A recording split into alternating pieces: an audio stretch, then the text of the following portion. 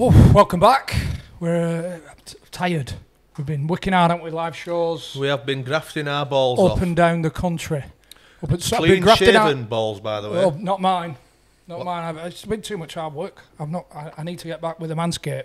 It's like the blue forbidden forest down there. Oh dear, I bet there's crisps and all. Unacceptable, Poppadoms and all sorts in there. Oh, there's elves, there's furries, all sorts. I mean, we might look a bag of shit, John. Crabs. We might look a bag of shit facially, but downstairs we are pristine textbook. condition. You could honestly, you could eat your dinner off my one wood. You could learn a thing. Would you? You could learn a thing or two off me and him, Chrissy. Yeah. Yeah. Take a bit of care and pride in I will your do that. I've just done that time penis yet. and Well, I'll testicles. tell you what, when I get home, I will be visiting the leaders in men's grooming because I'll be getting my Manscaped out. Not just any Manscaped, because I've got the new one, the Manscaped 4.0, which does a bloody grand job. I tell you, I'll have to put a sheet down first, but I'll be giving it a good going over. And make sure you got the Hoover to hand. Yeah. Filth you are. Absolute Oh, filth. Emery will be getting a dosage. Don't worry, my shorts and curlies, straight up there. It's right, they went from the gooch to the shaft. Easy ride. Yeah. Really easy ride. Really easy ride. Smooth transaction. Yeah. Well, there's the Undr The Cosh offer, because if you go to www.manscaped.com and put in the code COSH20, you get 20% off. But yeah, you get the full package, the performance package, which is the Weed Whacker, the Lawnmower 4.0, the Preserver, and the Reviver, and you get your box shorts as well, and a little bag to put them in. Yep. And It's what a time to treat someone. Oh, Christmas coming up. It's almost a hint as well, isn't it? If you get them a ball shaver, they know. Sort it out. They know. It's like buying someone anti-aging cream. You're thinking you're looking at an old bastard. Yeah. Or mints, smelly breath Breath bastard. stink, Yeah. You know what I mean? Just it's a little hint for your fella, or your lady if she's a bit rough downstairs. You know what I mean? You need to sort that out, love, because am I expected to go down south with that? But well, you get your 20% off with the offer, COSH20. Just go to www.manscaped.com and get your 20% off. Bzzz. Off Job you go. done. Everybody's happy. Everybody's happy. Vincent, how are we doing? Very well, thank you. Yourself? You all right, Thanks for man? coming. Good. You sure? You normally, when you don't know someone's name, you usually go like, no. And you did it then with Ben. Did I? Yeah. Yeah. Turner. You rush Yeah, it. it's like, it just comes out too quick. Yeah. You're Ben. not really. It's as if you're Ben not really Turner, convinced how are his we name's doing? Ben You all Turner. right? You That is okay? my name, yeah. Especially when it's at the name. top of the sheet. You can't really fuck a Ben up, can you? Did do this song, obviously. First things first, Chrissy. Yeah. Who knows wins? Oh, yes. Cause Before I forget. Didn't we have another big winner this weekend? We did. 1,250 snotters again, were it? We did. So if you've not already got involved, make sure you do. You just get on the iTunes Store, Google Play. We have the 10 fixtures every week. Pop your fiver in. Fill your your predictions boots. in, and the top predictors take the pot. Have you get involved yet, Ben? I haven't, no. Should I? Yeah. Yeah. I will then. Basically, you put a fiver in, 10 games, pick win, lose or draw. Whoever gets the most correct gets sort of 70% of the pot. Second gets 20%, third 10%. I'll have a go. It's not easy calling football, is it? It's hard. But yeah, if you've not already got involved, get involved with the Undr The Cosh League. Google Play, iTunes Store, Who Knows Wins League. We have it on Twitter every week. So The pot always involved. goes. That's the best thing. So even if you get, somebody won with 6 the other week. So it is tough, but the rewards are great if you can get in there. That's all you can ask for, John. Exactly, mate. Exactly. Ben, how are we doing? Yeah, I'm sound, yeah. Good. I'm good. Did you score many own goals in your career? How to upset a guest in the first 2 minutes? What a question to ask there. I think I scored one own goal and it was news on me back. Where was that Genuinely. at? You were at Preston, I was at Cov. I remember it. Truthfully. Do you know how I remember it? I don't think I scored another one. I might have. I But remember it if I ever because forgot. the stadium announcer, Said first goal for Preston. yeah, he Oh. got sacked.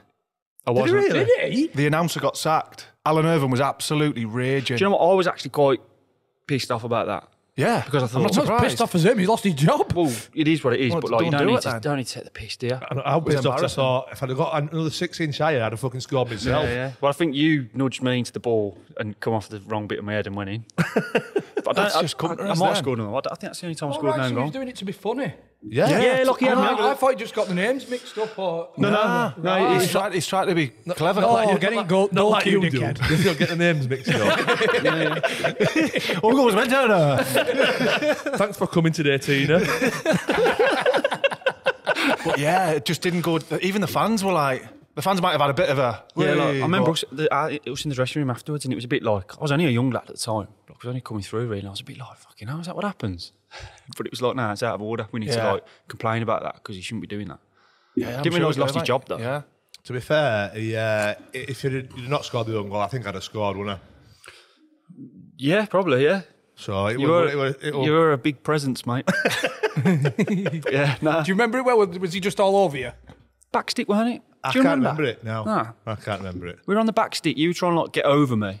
I was trying to like get there before you and head it away from the goal.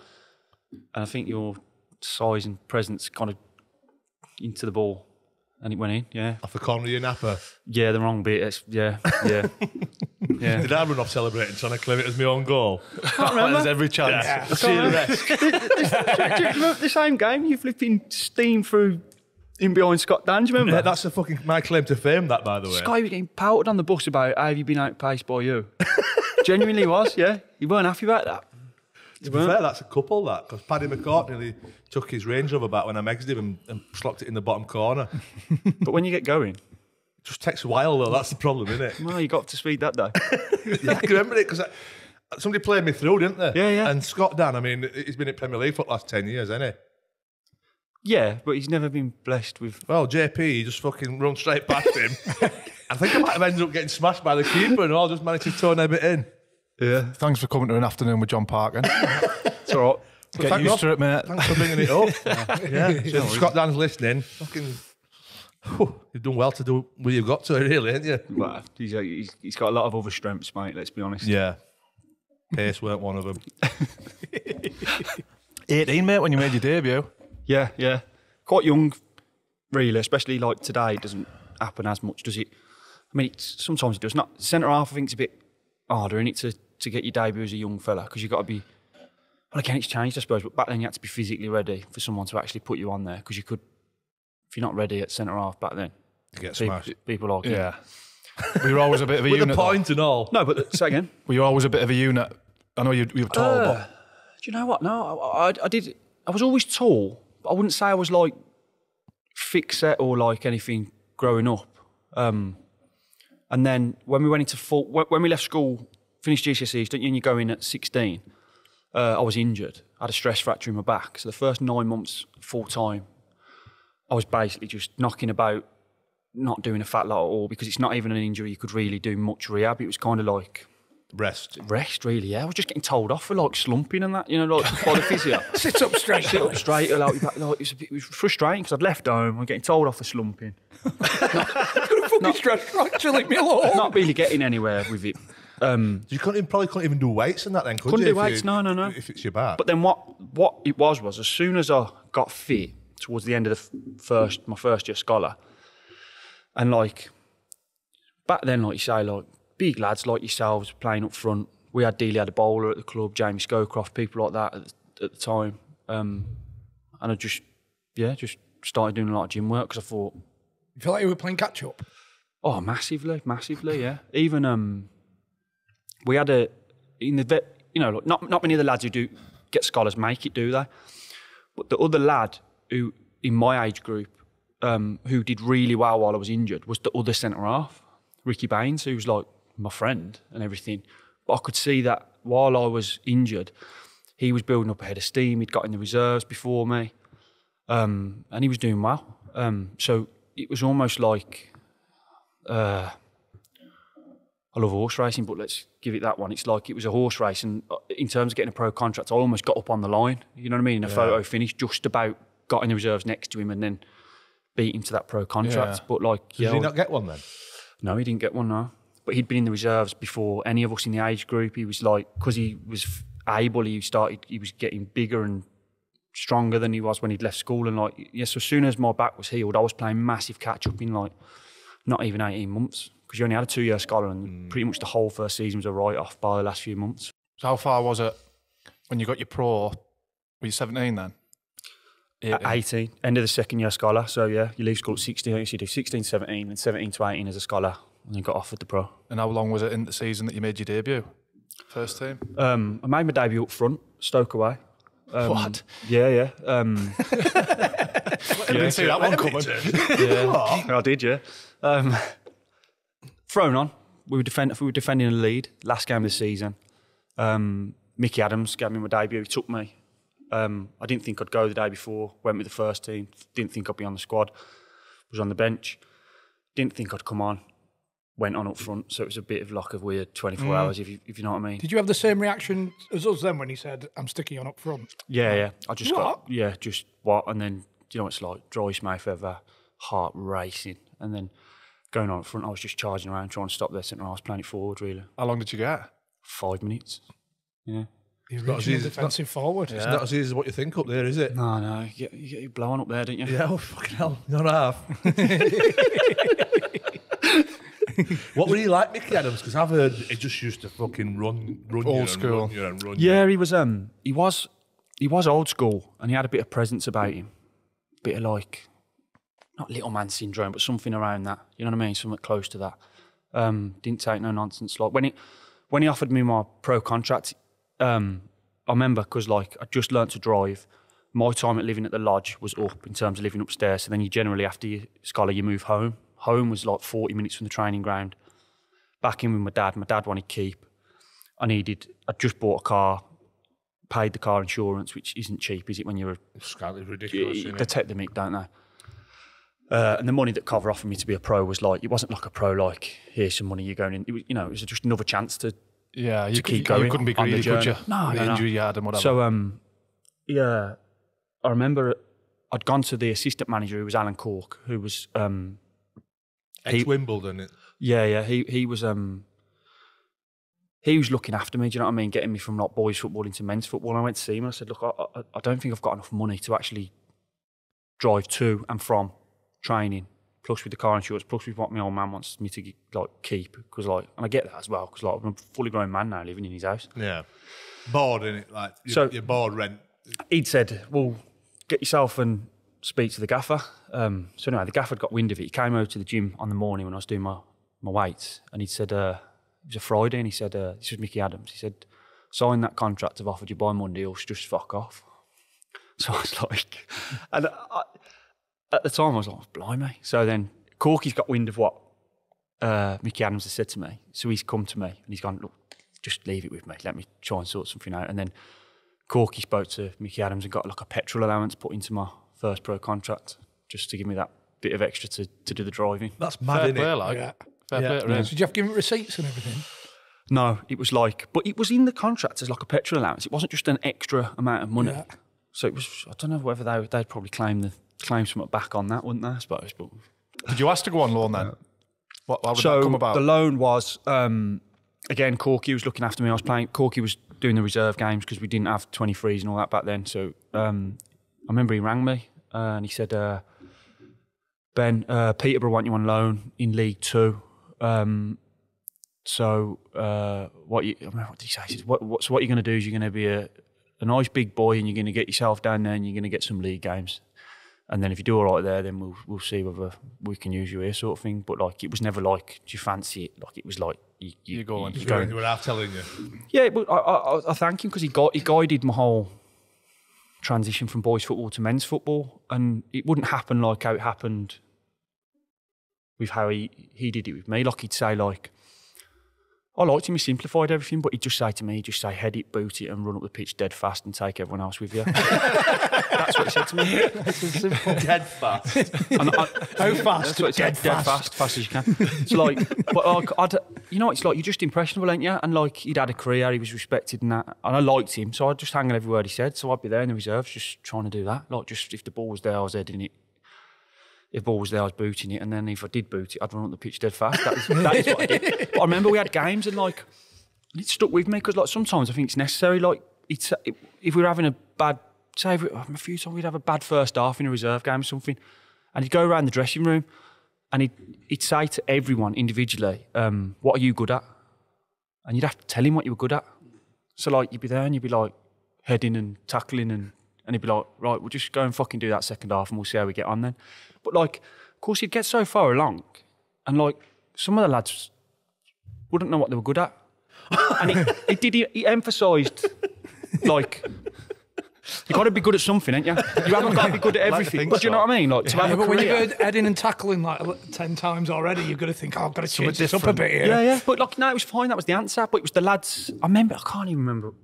The one day someone like must have paused for a few seconds, and he went, "Well, if you don't know what you're good at, son, then fuck off." What are we supposed to do? Because you know what it's like, isn't it? It's like you, me. We're not good at everything. The reason you have a career is because you bring something to the party, don't you? It's a team game sort of thing. And he never asked you to do what you weren't good at, which was what I respected about it. Because then as the game goes on, like at times you have managers who they'll look at you and they'll go, you're good at that, you're good at that, you're good at that, but we want to do this, so we're going to do this. And it's not going to bring the best out of someone, is it? Mm. How was Keith Alexander? Yeah, great. Really great. And obviously, it was a shame because that was where I first played, and then there was a few tragedies there, like Keith Alexander and the centre mid Butch as well. He passed away. So two just completely out of the blue, which is kind of like a real shame. But yeah, it was great because it was men's football. The facilities weren't brilliant.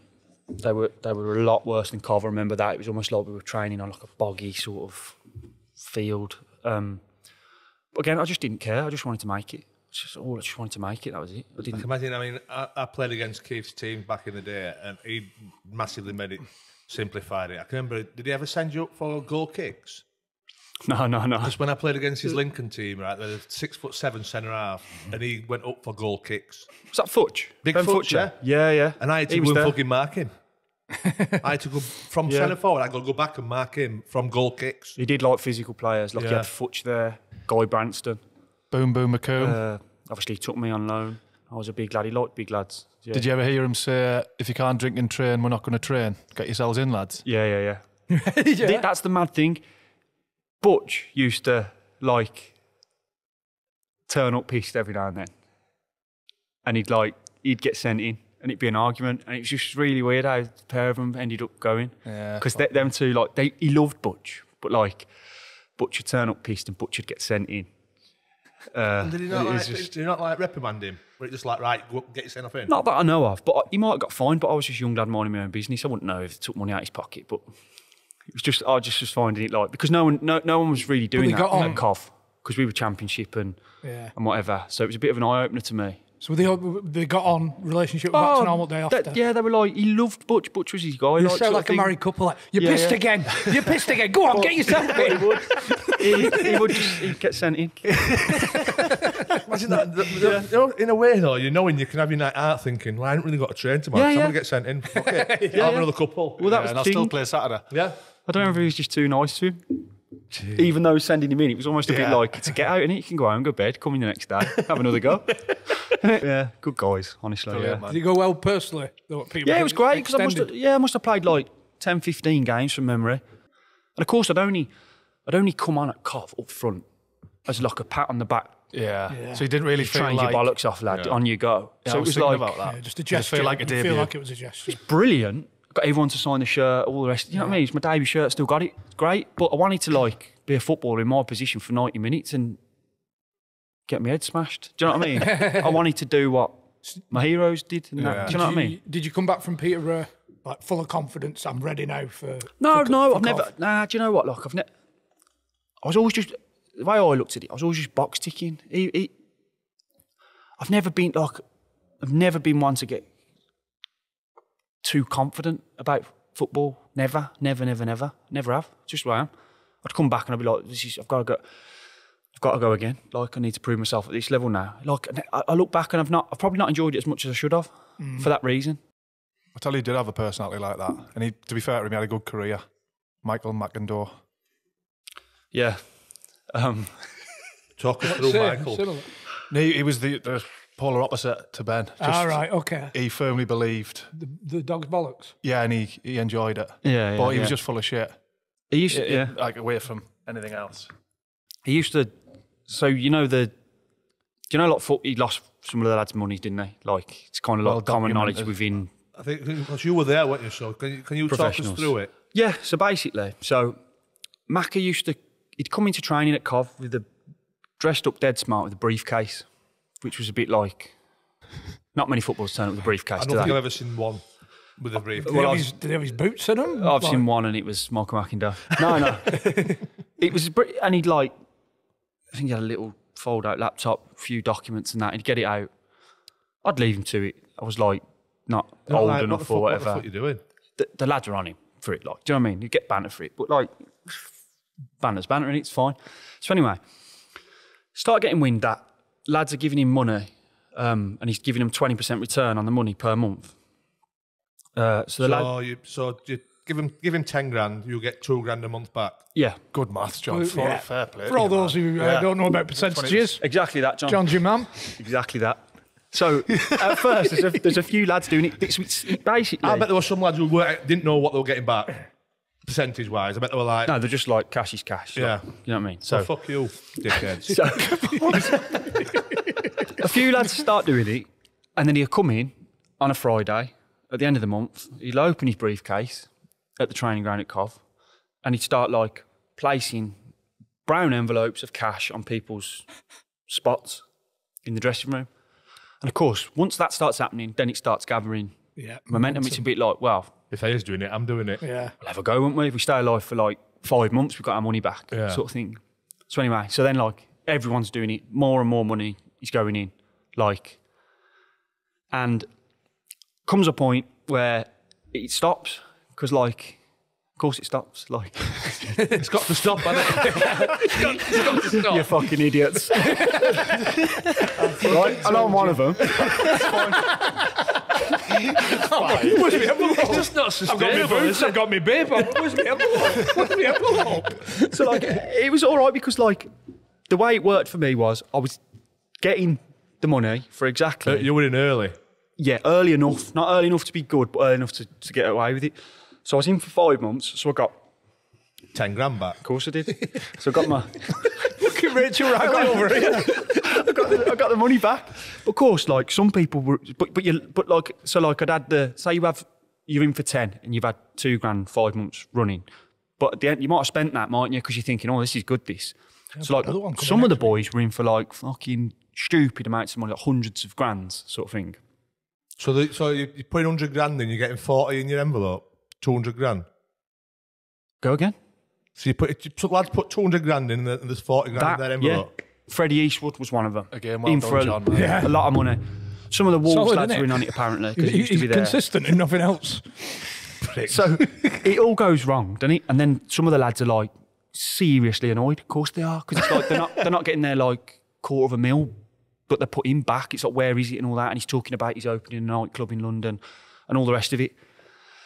And then he started like, from what I can gather, he was getting threatened by certain people, and certain people like myself were like, "Here's what it is, innit?" You know what I mean? You've made your bed. I had a go. So surely like there's 6 or 7, maybe more, I don't know, lads who haven't got the brown envelope that morning.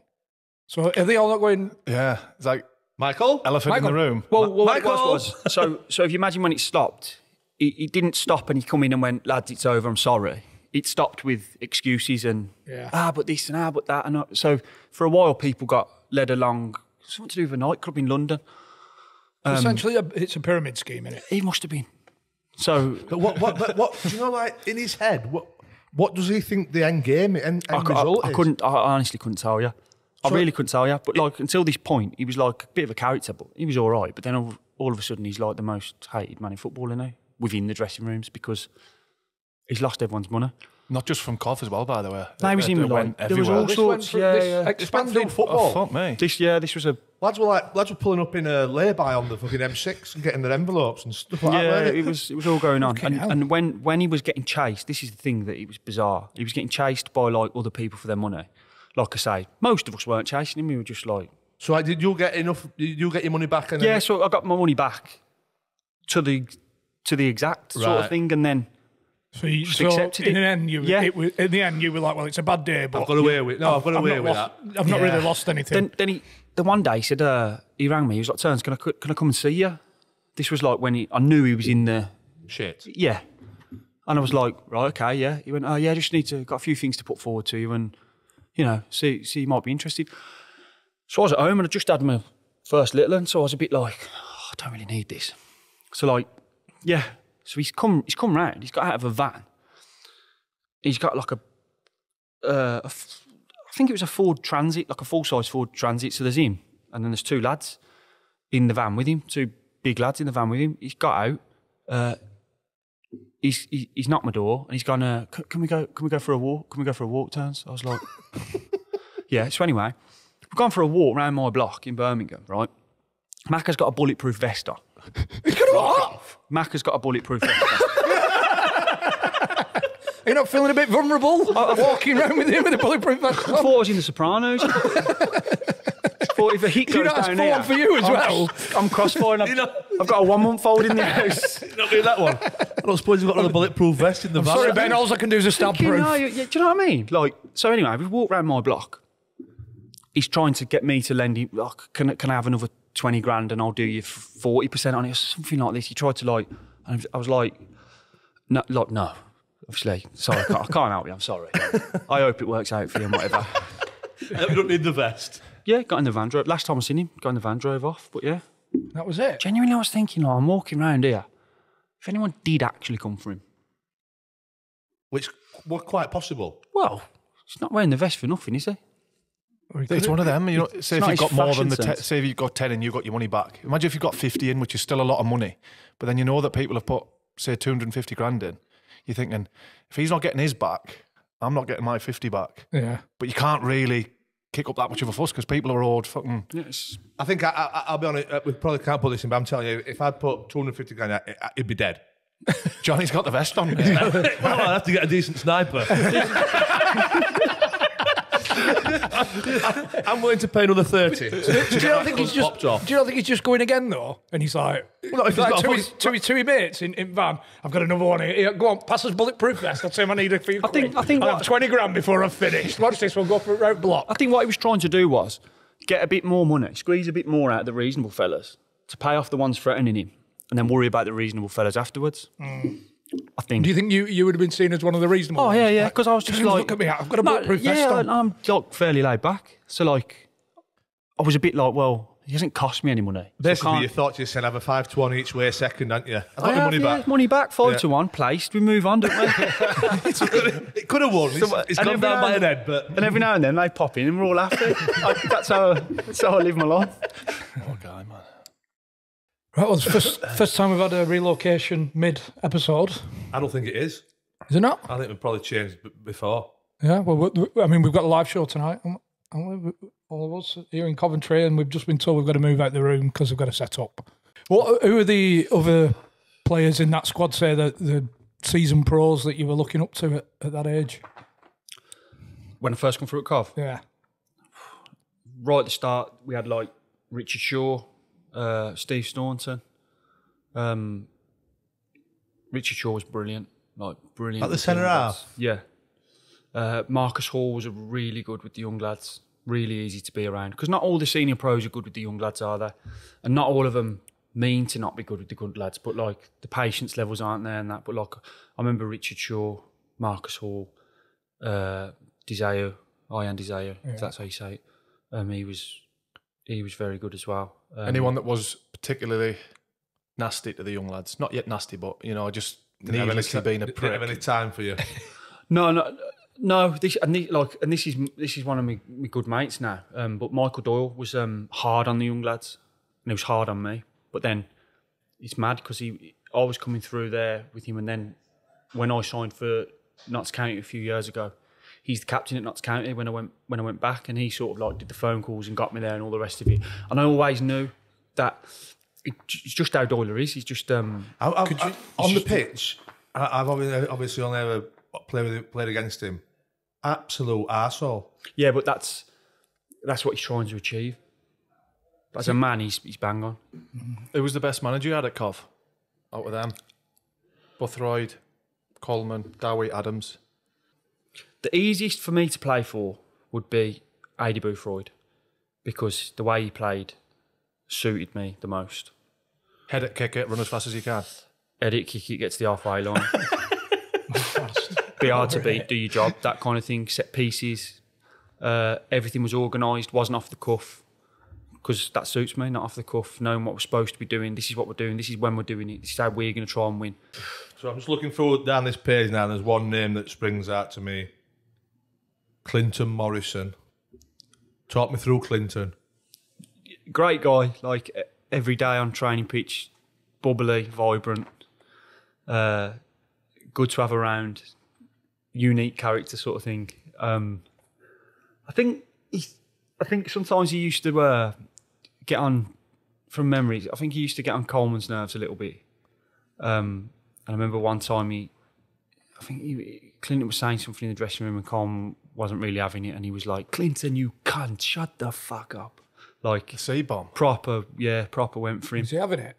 Like, Yeah, Clinton was chirping back. Yeah, Clinton give as good as he got all the time, yeah. But he was like, pull the guns out. yeah, and then he was like, "What are you going to do, go crying to your mum again or something like that?" That's what Coleman said to him. Again, just like, we'd had a bad result. I can't imagine Clinton taking that very well. No, he didn't at the time, no. And like, fucking hell, it took a lot to get Coleman to go mad.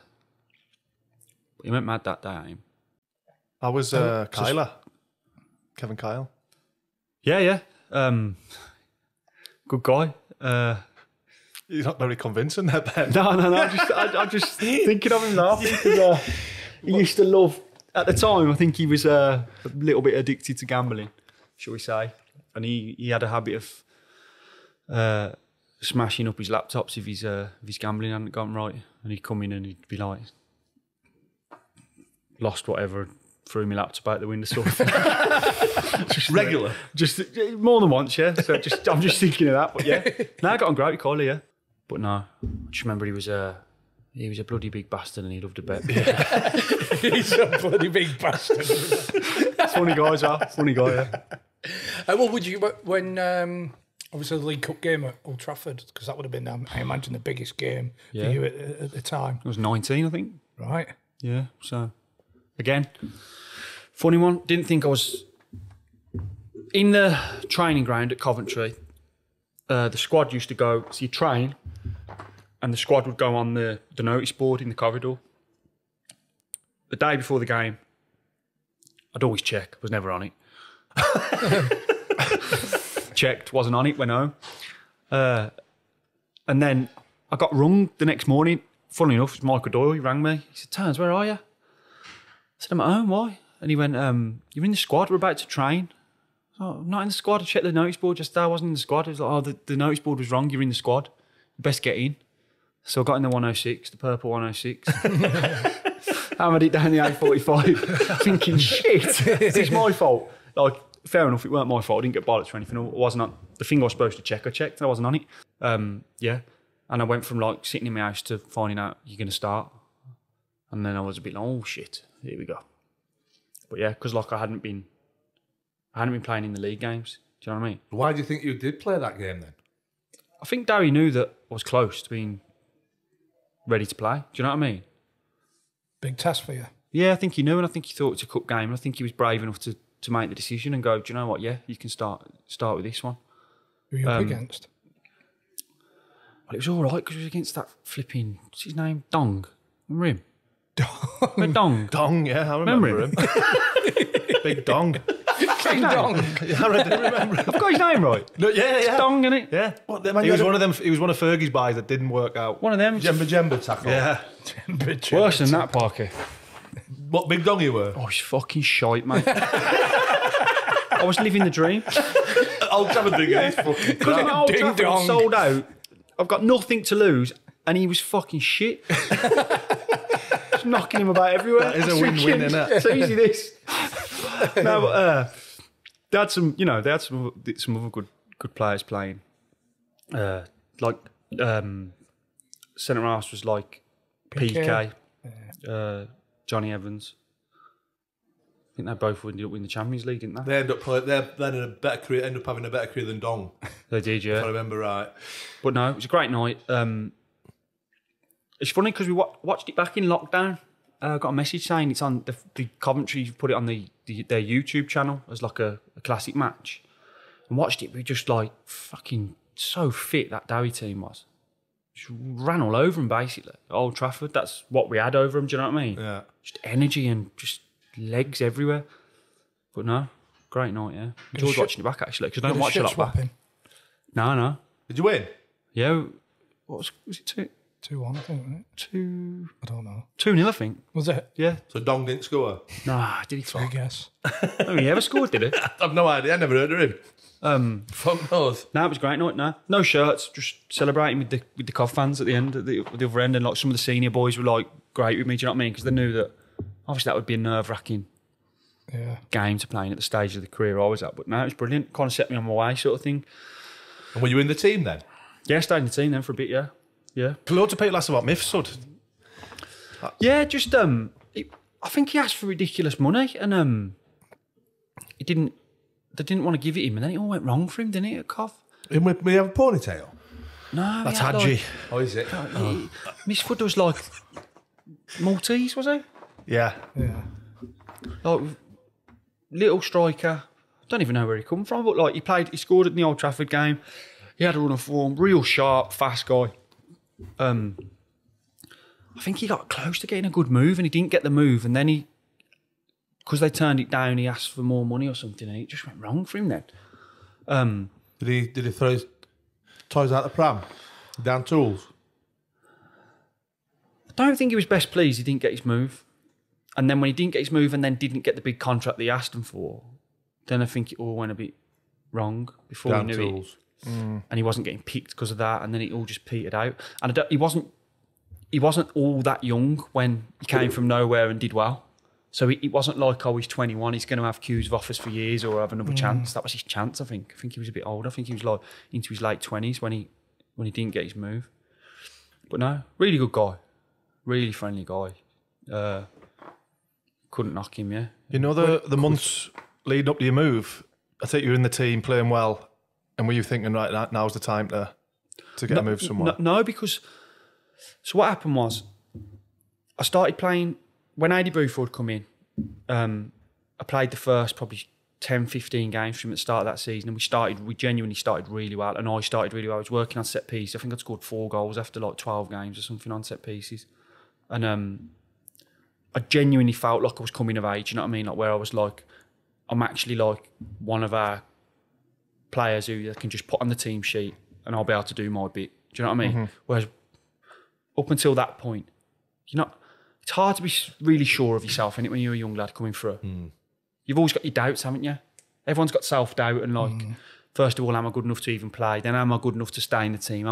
You know what I mean? Or am I just going to replace soon enough? I felt like I was establishing myself under Adi Buford. And I was playing at home to Leeds, and I went in for a tackle with Snodgrass, and I did my medial knee ligament quite bad because like I slid in sort of side on, and he's come through me and just opened my knee up sideways. And I knew something was up. Finished the game, but I knew it was up. And when I got back in the change room, the physio was like, "Yeah, you've definitely done your medial. It's just whether there's any of it left." And it wasn't. It was a grade 3. So I was rehabbing a grade 3 medial, and I wasn't getting any better. 4 months down the line, I was like, I couldn't like when you rehabbing a medial. I don't know if it was just this. You like side foot. Block tackles and that in it. What do you call it? Bozu balls up the wall and medicine balls up the wall, and try and build up your capacity to take pressure in a side foot motion because it's the one that stops it just going the other way. And it was just really sore, and I was like, "There's something not quite right here." And in the end, they sent me for a bone scan, and the medial was a grade 3 tear, but it had brought out a block of the inside of my knee with it of bone that was attached to the bottom end of the ligament. So the ligament wasn't reattaching to the bone because the torn bit of ligament was attached to a floating piece of bone. So it had no chance. It needed pinning, you know what I mean? It needed a pin through the ligament into the floating bone, into the side of my knee. So when I found that out 4 months down the line... You must have been raging. Well, I was back to the start of the rehab. So I needed an op to pin all that, and then I needed 4 months from there. And I was coming towards so it wrecked my season, basically. I'd had a great start. Like, I'd scored 4, was in the team, felt important, felt like I was getting there, and then didn't play till the rest of that season. And it got to the end of the season, and then I was getting phone calls from the club, from Coventry, saying there was interest in me, but they're not letting me leave. They said to me, I remember Andy Thorne, who was the manager at the time, he said, well, we let Scott Dan go for 4 million, and we're not letting you go for any less than that. So just get your head around, you won't be going anywhere. I remember thinking, like... Scott Dan, the really slow player, by the way. Scott Dan, the flipping Premier League centre-back. I was thinking, right, Scotty went because he was good enough to go and he was ready to go, right? I'm not even fit. Like, at this point, I'm not even training. I'm do you know what I mean? I'm in the gym trying to get my knee right. I was thinking, why am I getting Where's this come from? Yeah, I don't understand it. Because you're not expressed a want to leave or anything not one bit, no. I was thinking, gee, I need to get my knee right. This is a major setback for me. I'm taking as long to do a medial as a cruise ship would take. Do you know what I mean? I'm thinking I've got to get my career back on track. And then I was like, I remember saying to Thorne, I was like, it's absolutely fine. Like, I'm more than happy to stay. I just want to get back playing and keep building on what I did. And then the next thing, he rang and said, "Oh, it's out of my hands. The club have accepted a bid for 750 grand from Cardiff, and Birmingham are wanting to speak to you as well." And Birmingham at the time sounded ideal because I was a Birmingham fan, like it was local and all the rest of it. But that didn't get really get going over the next time, because it was the Birmingham owner was in trouble with his I can't think what his name, taxis back over there, so he was kind of like laying low. We can't fucking find him. We can't fucking find him. We're ready for sign you, but we can't find him. He lives in a flat next door to Mackindale. So the club were like, so it was Houghton at the time, and Marlon King had gone there, and I was with King at Cov, and he was like, yeah, like I'd done it through Kingy too. He was saying like, yeah, the gaffer wants you here, all the rest of it. Just bear with us, because he's trying to get in touch with the owners to like actually do the deal. Do you know what I mean? It's all right in wanting you and me vouching for you and all the rest of it. And while all that was going on, then Malky got in touch and said, I want you to come to Cardiff. Did you settle in straight away? Not to the level of like how comfortable I was there at the end. Do you know what I mean? Yeah. But like, yeah, I could see it was a good group of lads, and like there was a lot of good people in the building, weren't there? Yeah, to be fair, a lot of pricks, but yeah. Player wise, though, there was a lot of good people, weren't there? Oh, good as gold. Yeah. And that's always been the most important thing to me, really. Like, if you've ever had a manager who's a dick, if you're going in every day and the lads are good, you can just about takes the edge off. Get around it, can't you? Just depends. It depends how dicky you're talking. If you're talking Malky dicky. Did you get on with Malky? No problems? Yeah, I did. And I know that's John what we hear from most people, to be honest. Do you know what I mean? Like, and I know he splits the opinion. Like, Parky's got a completely different experience of him, shall we say? But like, again, it was just, to me, it was a manager who fully believed in me, played me when I was fit, and took me as high as I got. So how can I not? How can I not think that was good for me? Of course, it was good for me. It weren't good for Parky, and I fully understand that. You know what I mean? Some of it I didn't even know was happening. Like, I never knew in the cup final you didn't get a ticket. Do you know what I mean? At the time, I don't know that. I've learnt that from your podcast. So it's like, yeah, you know. I get that. Yeah, of course I do. And other stuff that you've said, I totally get it. I'm just sitting here as a selfish bastard saying, he took me as high as I could go. So like, I'm just on about for me. I get that the other lads had gripes. It's always going to be the case, isn't it? I get that you had gripes and I get what they were. I do. Did Hoods take you under his wing? Yeah, Hoods was sound. Straight off, yeah. Get on great with him, still do. But loads of the lads, like loads of them, like got so much time for a lot of them. So many lads, like your Don Cowies, Kevin McNaughton, Craig Conway, Craig Noon, Rosie, Sean Martin, just so many really good guys. Hit the ground running. That Nah, not really. No, to be honest. I had to finish my rehab, miles off the lads in terms of fitness, because he was like drill sergeant, weren't he? Yeah. So the lads were fit, and I was coming back from best part of the season out, so I wasn't fit. Whether I liked it or not, I wasn't. So I had to catch up. And when I did get in the team, took a few games till we got a clean sheet. Do you know what I mean? That's a bed in, and then it started working out. Then, yeah, but it was all worth it. But to be fair, it weren't like there were that many good lads in the group, even though the character that you were. It weren't a tough dressing room to integrate. No, it wasn't. No. It was good. Like I say, there was just so many good characters in the dressing room, so many good people that you got to know for, like, say you'd be like 3 years down the line, and by that point in football, you've usually found out, I think anyway from experience, you'll be like, yeah, good lad, but yeah, he's all right, but you wouldn't leave him alone with your missus. Yep. This guy, you know what I mean? This guy's all right, but once he's had a drink, he's a prick. you usually do, don't you? By the end of it, but there was at least half the team. Two seasons down the line, you're like, do you know what? He's still a fucking good guy. He's like, yeah, he's all right when he's had a drink. I can't. I'd leave him with my missus.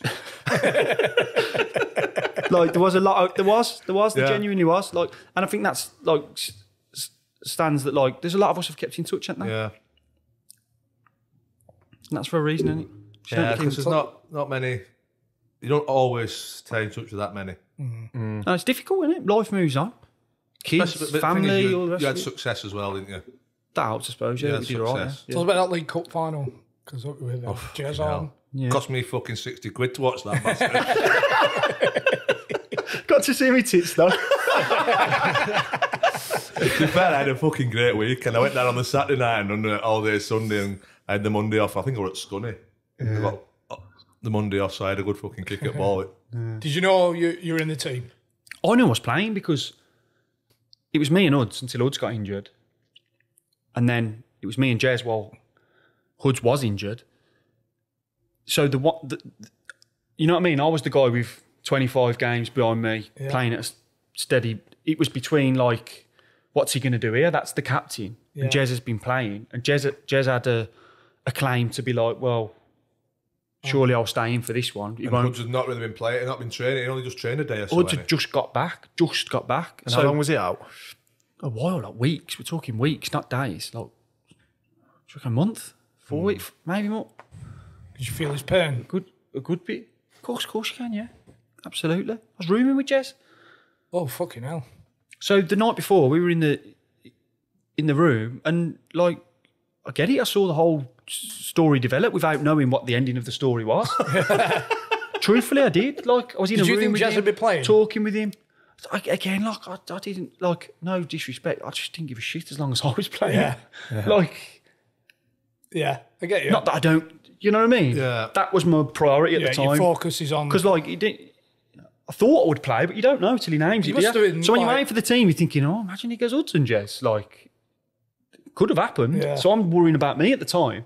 I can tell Jez is thinking, So the night before, is Jez like, Yeah. can you tell he's like processing it, thinking, I think, yeah, Sure they from wanna play, us sure in they the wanna room, play, I think he was slightly worried. Do you know what I mean?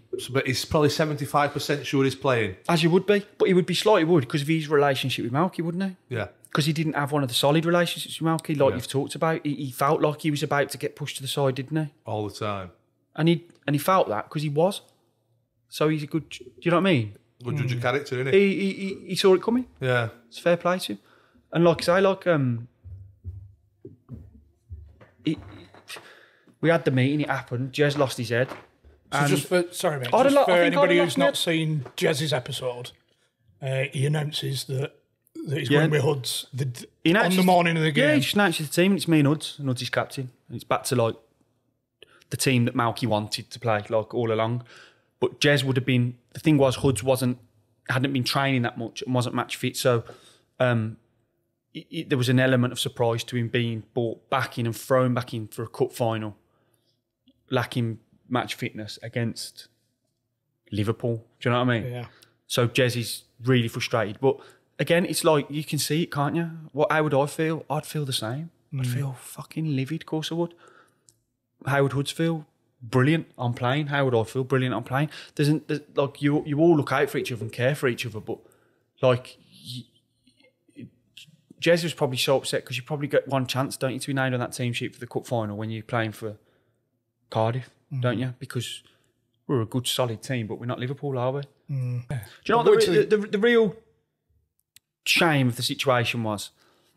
He went with me and Hoods, and to be fair, we played well. There's no doubting about it. We played well. Hoods blew up in the extra time, which was inevitable, and Jez come on. And Jez did nothing wrong in the game, right? But you can, like on the flip side of that, you can say, well, you got to extra time against Liverpool, so Malky's decision were actually just because you've obviously done well enough to get a draw against Liverpool, and Hoods has blasted the 90 minutes. But can you imagine, right? This is what I'm saying. It goes to penalties. Liverpool missed their first 2, including Gerrard, who is Liverpool, isn't he? That's a body blow, innit? Right, we've missed our first 2 and Gerrard's missed. Suarez won't take a pen because he doesn't think he's played well enough. So he's not going to take a pen, yeah? Imagine if Jezza steps up and hits the winning pen and it all just... everyone has a fucking great day, don't they? Yeah. And it's a shame that didn't happen because by the time it gets to penalties and they're 2-0 down, we're odds on to win that. Yeah. If you're on the Betfair exchange, we're favourites at some point, aren't we? And did you score the first one? I can't remember. We scored one of the first 2. Right. Don Cowie, I think, scored one of our first 2. Kenny Miller missed. I think Don and Kenny took the first 2. But it would have been such a good... It would have just finished the story off, wouldn't it? But it just wasn't. It wasn't to be. Because it would have been... He didn't play. He went with Hoods. Hoods played a blinder. Turns played well. Jezza hit the winning pen. Everybody's Against happy. Liverpool, against his cousin. Yeah. Everyone's a winner, and it's just a shame that we couldn't all have had that. We couldn't have all have had that experience because what a night that would have been. Because it would have been like it's done now, and it I had a good night anyway. Of course, mate. But we'd have won the bastard cup, John. No, to be fair, I mean, as much as I don't like him, I was like, fucking hell, I hope we win this. Do you know, just for your like, Yeah. That's it, innit? Because sometimes you get like that, don't you? We've all sat in the stands watching a game. You think like you could be fucking acid if you want, but at the same time, you've usually got some mates on the pitch, ain't you? yeah. As well. So it's a tough industry, innit, to be in because it does fuck with your emotions, don't it? And sometimes you're there, and you must have been thinking, I hope we fucking lose for him, or I hope we win for them. Yeah. And then all of a sudden you sat there a bit torn, ain't you? It's a bit like it's not nice. Yeah. Do you know, like, as players, we have them feelings during games, don't we? Like the best feelings of our career. That goal was just out of body experience. Yeah, genuinely. Yeah, I don't. Again, like I've sat here and spoke to you, it's out of character for me that, and it was because I wasn't thinking. I don't remember consciously thinking to celebrate like that. That's just what I did. If I was thinking, I wouldn't do it. If nobody's seen it, it's a fucking shirt off, and it's probably the fastest you've ever run. Oh, I weren't half galloping, weren't I? Did he won the 225 at Southall today? Bloke's falling off my back trying to hold on. Get off. Yeah, fucking hell. Do you see that as highlights of your career? No, obviously. No, I don't. I know, like, it's my most memorable moment, and like it's memorable to the Cardiff fans, and I'm so happy I could like contribute something like that because football's all about moments and it's about the fans and that in it as well. Yeah. Like, without them, it's just a game, and with them, it is what it is. But like my favourite thing was winning the championship with loads of clean sheets. That's my favourite thing. Yeah, the day that we went up with like games to spare, it was like You've done your job. yeah. That's obviously my best individual moment where it was like I'm running around going mental without even thinking of it. However, the other one was like the results of like constant work, constantly day in, day out. 10 months of It's a hard moment. graft. So that meant that meant a lot. Could you have taken a pen? Malky would never have given me a pen. But the thing is, though, Turns, you could kick it really hard. No, you could though, couldn't you? Right, lads, who can kick it really hard? Hands up. Right.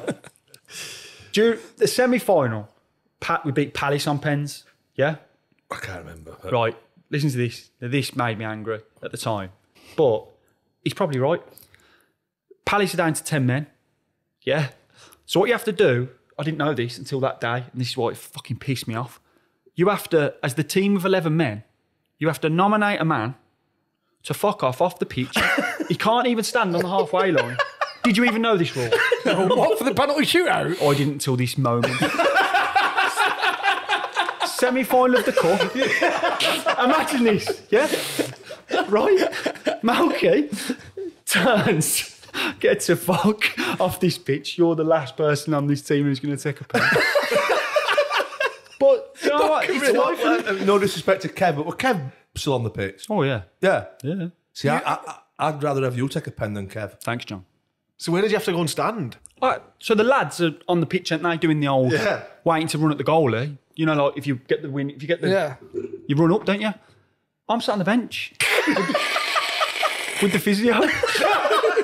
I am. I'm like thinking, fuck's sake. Like, surely I could have It's like being last picked in it at school. Yeah. Like fucking Billy Casper on Kev. Could have took the 8th, gaffer. I didn't know that though, that you've got to level the numbers Well, up. it makes sense, doesn't it? Yeah. Some people are. Oh, does it though? you know what I Because mean? Yeah, 'cause you've there's got the advantage of having an extra player because you've got someone. No, but you don't. What would happen though if... Yeah, But well, in usual situations, bet no one knows- your I bet- goalkeeper would have to take No, one. you'd have to be before, a proper but obviously anorak to with know that rule, Cardiff, not quite the case. Well, I Played played football all our lives, 21 haven't we? years and I didn't know that. You don't, do you? You don't know that until you get told to sit on the But bench. in hindsight, it's actually more beneficial for the team who've still got 11 men. Because your 11th man could be then taking the penalty before their first man again.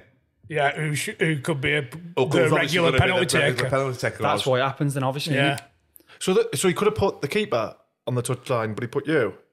No, because the keeper has to be involved, doesn't he? Yeah, You with me? Like that. Marcy passes your jersey. Otherwise, I'd have just fucking gone home. Not even watched the shoot. That's what I was thinking. Mad, isn't it? surely you could nominate the keeper not to take one, but he still Yeah. He could still... he could still save them. This To is be That might fair, be a though, I rule. think Marcy won out of the team. I think Marcy's not in my bottom 3 out of that team to take a pen. No, Marcy could strike a ball like I am, you know. 12. It's like a quick pace. Do you think he got his recruitment right that summer? And when you did go up? Into the Premier League? No, absolutely not. No. We'd have stood a better chance if we'd have signed no one. Is my opinion. Yeah. I said that before. They buy Bull. Craig Conway. Cornelius or something. Not based on ability or anything like Just that, the but togetherness of- just that group would have give it everything possible. And I know, like, people say, well, giving it 100% is like a bare minimum, but that was the group that I remember the most of my whole career, where it was like epitomised that. Yeah. Like a collective 100%. We would have gave it everything home and away all season to try and get 40 points. Do you know what I mean? And I think the fans could appreciate, even if he did go down, if that was the case, all the lads putting the bollocks on the line every week, you take that, don't you? Yeah. But we had Bull on, Craig Conway, and he didn't play a minute, did he? This is what I mean. People like Craig Conway didn't play any games. Matt Connolly didn't really play as much. Hoods was never really played a run of games. He played some games. He played some cup games. But all them He didn't players play played a run. massive part. Yeah. Don Cowie didn't get really near it much. It's unheard of. Loads of people who would like give it everything they had to get there didn't get enough game time, in my opinion. And I know we had to try and get better ability wise. We did. I get that. That's obvious.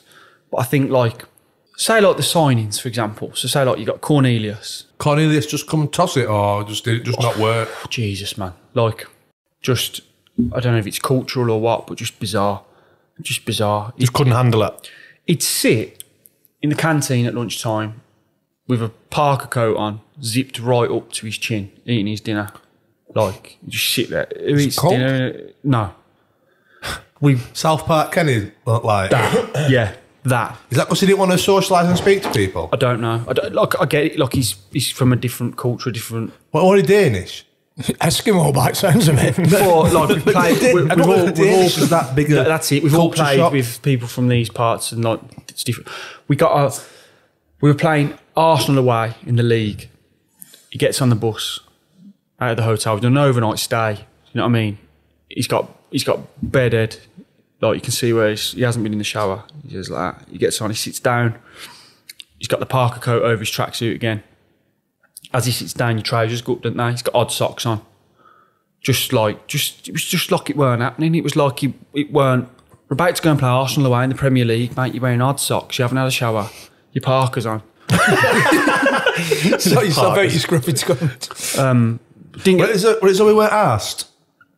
Do you think he weren't asked? Or? That's how it looked, but like, people are different, aren't they? Maybe, I don't know. And he's gone on to do well, hasn't he?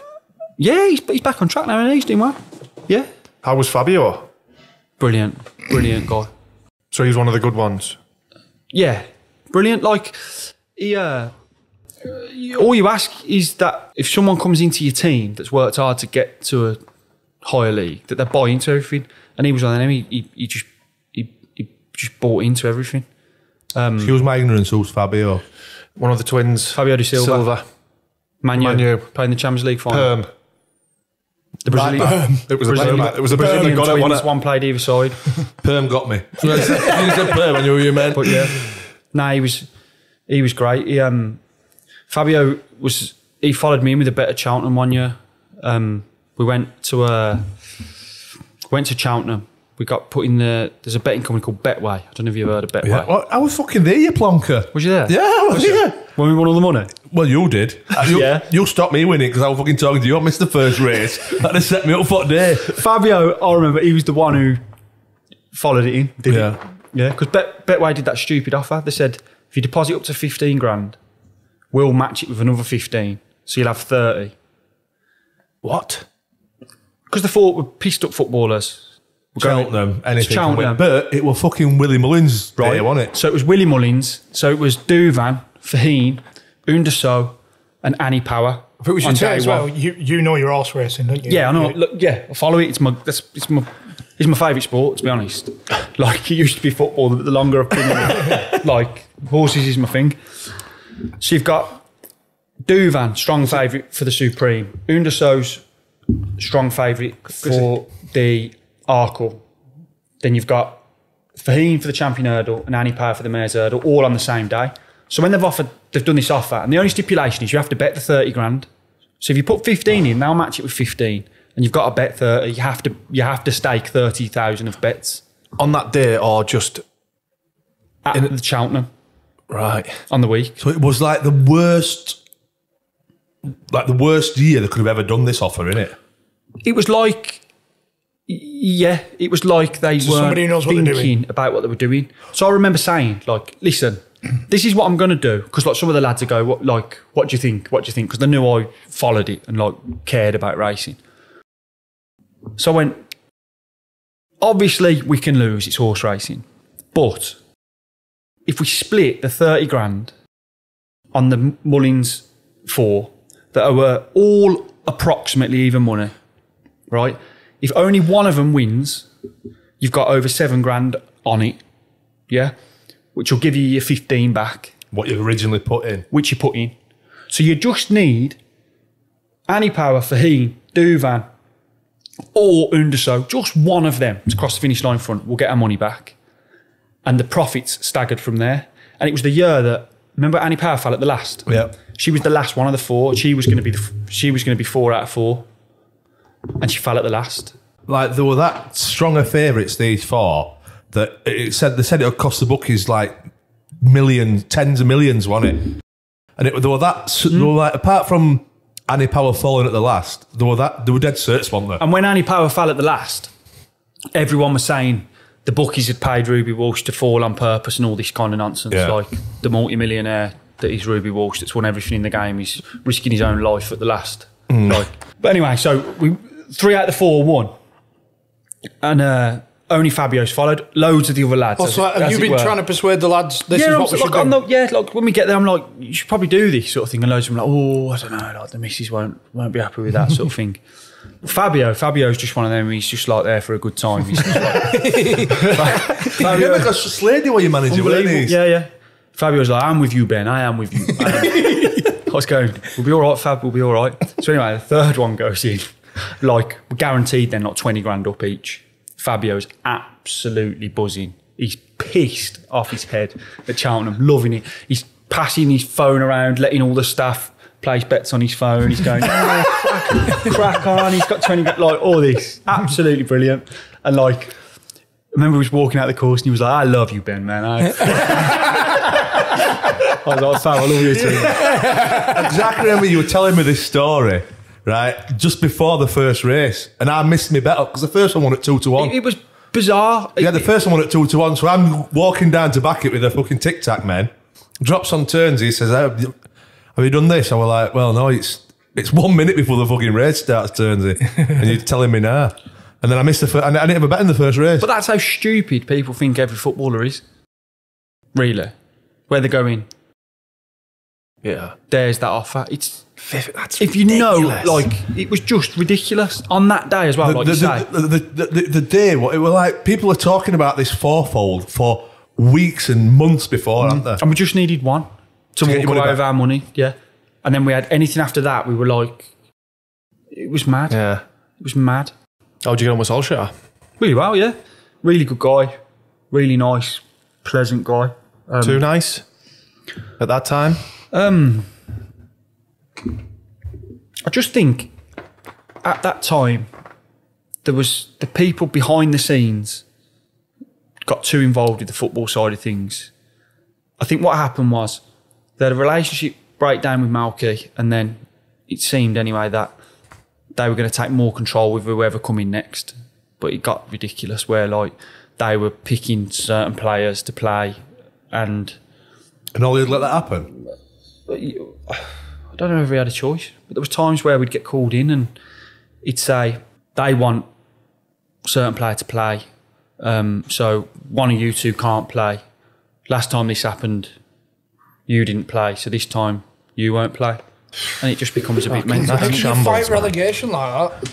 It just becomes a bit crackers. We Absolute played. I'll tell you what we did. We played. It becomes farcical. It does become farcical. We played Villa on a Tuesday night in the league at home, and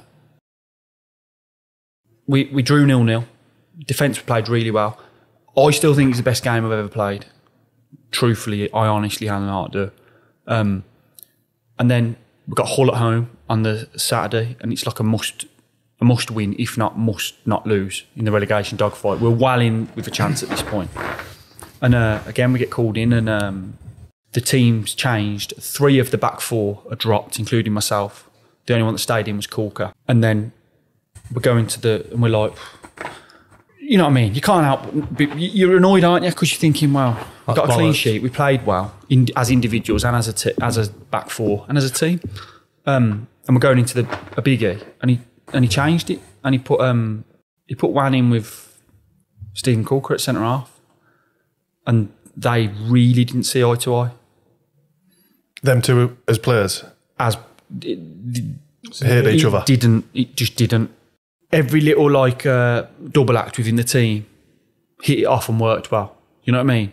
From like your left centre back to your left back, your right centre back to your right back, your 2 centre backs, like all that. Those two, they didn't get on, and like I think we got beat 4-0 by Hull at home, who were also in the relegation dogfight, and it was just a bit, you know what I mean? You could see that something wasn't quite right, because we clearly weren't anywhere near the best team in the league. We were going to be fighting relegation, but we should have been fighting it with actual fight, not like A whimper. Yeah, it was just like, it's your fault. You know what I mean? Just lads who they weren't on the same page anymore. Massive contrast to the previous year. Yeah. That was the point, really. At that point, where it was a bit like, okay, so the manager's not really completely picking the team, and now we're just being beat 4-2 or something at home to Hull, conceding not bad goals, to be fair, like middle of the goal and like blame. You know what I mean? And it was a bit like, we're in trouble here now, because this is a bit of a mess now. And I think that was the point where it kind of people started realising We're going to go. we're in trouble. We're in big trouble here, and we haven't moved forward. We've gone backwards. And that's piss putter from the top, trying to pick the team, but also Solskjaer, you're thinking, if they just brought you in, just say no, I'm picking my own fucking team. Well, I'm surprised he hasn't walked. I'm just saying that. Fuck yeah. Yeah. But at the same time, it's his first job in English football. So he's probably thinking, I've got to keep my head down because this is my chance to make... If I keep him up. Yeah, if I can keep him up, by hook or by crook, whoever's picking the team. I think you've got to have a bit more about you. Even if you're like... I mean, I'm sure Ollie's done... I'm sure he'd get away with not working ever again. So yeah, he probably didn't need the money. You're just thinking, fucking have a bit of a backbone, mate. But maybe, like you said, that is the difference between going down and staying up. You know, he's kind of gone, like what we were saying, then he's gone in a bit of a wing. If I keep him up, you know, I've done all right. Yeah. Well, no, if you take charge of the situation, but that's and you are the manager of the club, and you say who's playing, then you will keep him up if you're a good enough manager. Even in that situation, it's like when me and other players were getting told this kind of stuff, you're annoyed personally, but you also, there's an element of you that thinks, fucking hell, can't they just leave you alone to fucking manage the team? Yeah. There is that. I mean, I've been in quite a few meetings where I've been dropped. But could you imagine I can't imagine getting dropped saying, look, you're not playing today because the board have said they want him to play. I'd be like, are you fucking winding me up? And you'd be raging with the manager for letting that happen. But whether you think on the flip side, oh well, fair enough if he wants to keep his job and that. But I'd be even more furious than if you were shit last week, you're not playing, fair enough. Think of the managers we played under, say Alan Irvine. He's never doing that in a million years. I think he's walking. Mick McCarthy's walking. Yeah, fuck yeah. Paul Lambert's walking. In the end, he did at Blackburn because they were getting involved too much. But after you went down, you had quite a few injuries? Yeah. So time afterwards, once we went down, that was the start of my ankle problems. Basically, in pre-season, ready for having another go at the championship, and then I did a grade 3 rupture of my ankle ligaments.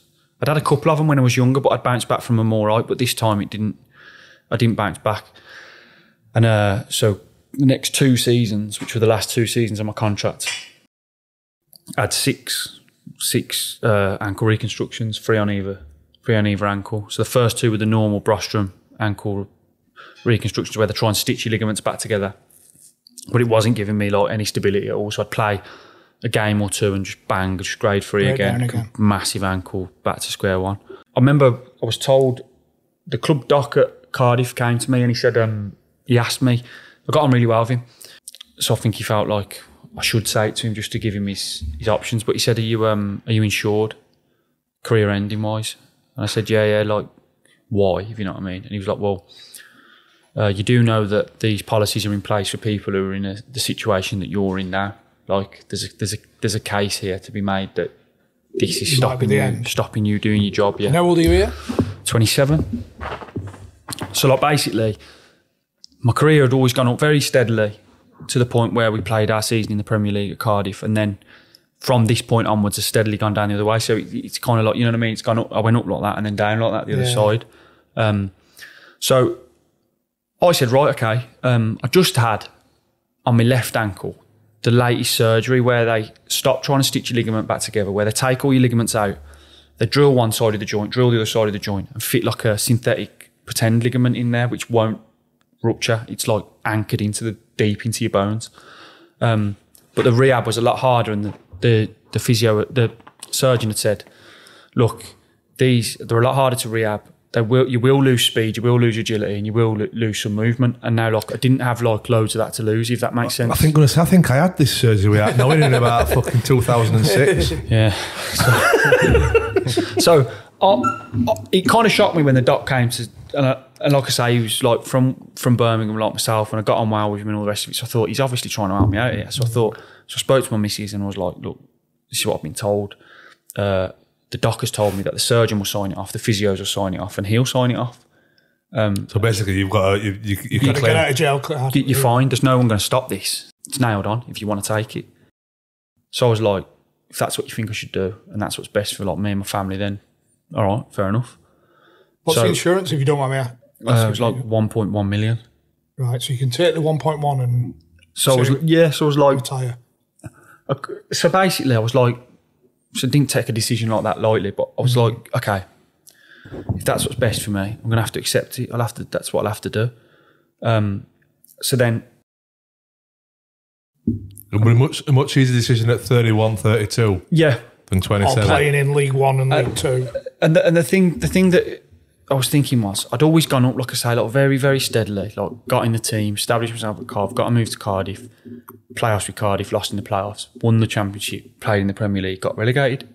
That was like my climb. Do you know what I mean? So I just thought, well, like, surely I can still get by and have a career, sort of thing. But I got my head around the fact that I was going to stop. And then I remember I was just sitting at home with my missus one night, and I just got really upset about it. I was like, I don't actually want to do this. Like, I want to give this a go. I want to get the operation I've had on my left one done on the right one. Just give it a go, sort of thing. If I can't play at the same level, like, it's not the end of the world. I can still play. I'll have to just adapt a bit and whatever.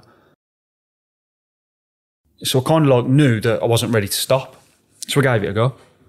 Of course, everyone at Cardiff at that point knew that I'd agreed to retire. So like my time at Cardiff was done. Do you know what I mean? You don't blame them, do you, at that point? They're thinking he can't play anymore, like, isn't it? We can't keep him here. Do you have to meet certain tests and stuff to say that you... Oh, yeah. So we had, like, the insurance that Cardiff had at the time was like, you had to be, for long-term rehabs, you had to be able to run through the laser gates, 30-metre laser gate, and get 80% of your fastest time before you could go back into training. So it was Richard... Oh, yeah. Collinge and Snake, yeah, Rats, yeah. No, what you mean. So it's like a reptile out. Sean, Ben. So the snake used to think about eating the rat. so yes. But long story short, I couldn't do it. I couldn't get to 80% of my laser time. So that's the thing as well. I mean, the numbers are on the table, aren't they? So you've got to run a certain time, and then you've got to meet that again. But you might think that I feel slower, but you are slower. The numbers. Yeah. It was tough. So I had to go. Couldn't do it. Said, we'll try again next week. We'll do a bit more. I'll try again next. Couldn't do it. Third time was out there with the fitness coach. Couldn't do it. Tried again. Couldn't do it. And I remember I just walked off. I just went, I'm going home. Like, I clearly can't get it. Like, this is as fast as I can go now. Changed the way I run, basically. In my feet, I couldn't generate the same force straight away. Like with biomechanics or whatever had changed. And that's when signed for Burton. By the way, I'm still think this is 1.1 million we're talking about. Yeah. And you've given that up knowing that you can't even reach 80% of your top speed. Because you could have still retired, I'm assuming.